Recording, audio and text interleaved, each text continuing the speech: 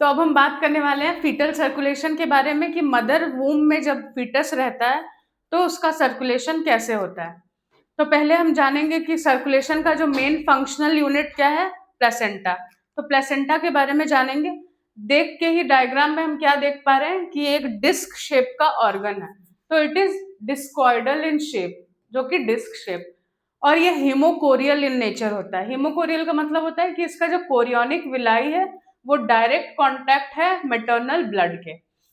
मतलब haem haem मतलब होता है ब्लड, एंड कोरियन मीन्स उसका कोरियोनिक विलाई। तो कोरियोनिक विलाई है वो मदर्स के ब्लड में डायरेक्टली इमर्स रहता है, तभी क्या होगा कि डिफ्यूजन होगा, वो हम आगे इन डिटेल पढ़ेंगे।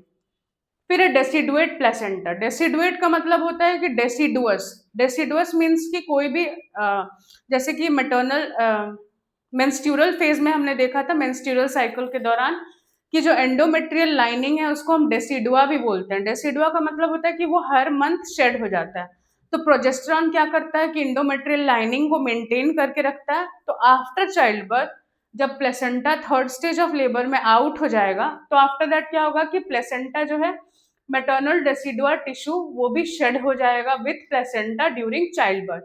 जो मैटरनल डेसिडुआ है, एंडोमेट्रियल लाइनिंग है, वो भी शेड हो जाएगा विथ प्लेसेंटा। नेक्स्ट है, it is attach to the uterine wall throughout pregnancy. जो प्लेसेंटा है वो यूट्राइन वॉल के पूरे प्रेगनेंसी में वो यूट्राइन वॉल से अटैच ही रहता है। अगर ये हम मानते ये यूट्रस है, तो अगर प्लेसेंटा यहाँ पे अटैच है, and this is umbilical cord, ये बेबी, ठीक है। तो जो प्लेसेंटा क्या है, वो यूट्राइन वॉल से पूरा अटैच है, और ये कनेक्ट करता है मदर एंड फीटस को वाया अम्बिलिकल कॉर्ड। तो ये फीटस है और ये मदर का यूट्रस है।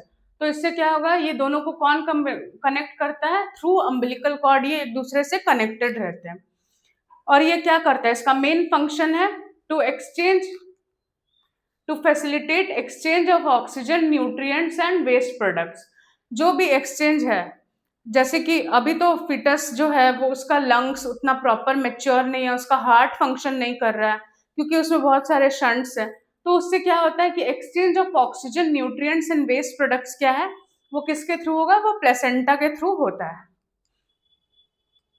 नेक्स्ट हम देखेंगे प्लेसेंटल सरफेस के बारे में। तो प्लेसेंटा का ओवरव्यू अब जाने, अब हम इन डिटेल देखेंगे प्लेसेंटा का सरफेस क्या होता है। तो there are two types of surfaces, एक होता है मेटर्नल सरफेस और एक होता है फीटल सरफेस।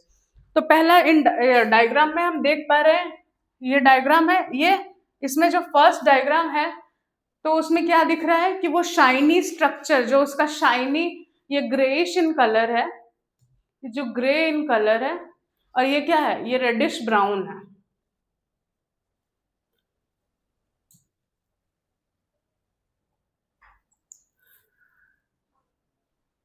तो ये हो गया जो फीटस की तरफ रहता है। जैसे कि पहले बताया ये यूट्रस है अगर, और यूट्रस में ये प्लेसेंटा है, तो जो फीटस के पास होता है, ये अगर फीटस है, ये अम्बिलिकल कॉर्ड, तो ये फीटल साइड में जो स्ट्रक्चर है, ये जो सरफेस है, उसको हम क्या बोलते हैं, फीटल सरफेस। एंड जो मैटरनल यूट्रस की तरफ से जो सरफेस अटैच है उसे हम क्या बोलते हैं, मैटरनल सरफेस।